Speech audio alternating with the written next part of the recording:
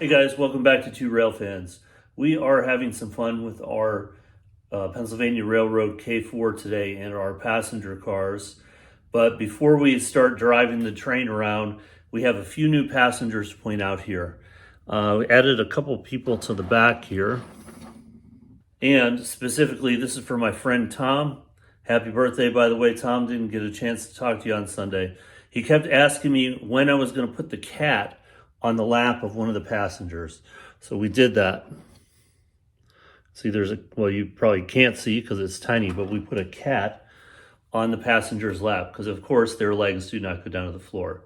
But I didn't cut off their lap. So that's our new passengers for today. So we're going to have some fun and run this train around the layout. We are just going to be running 3 of our passenger cars today. When we run this on the upper track, it kind of gives us a little bit of trouble around the incline. On the lower track, no problem, but we're running this on the upper level today. So 3 of the passenger cars.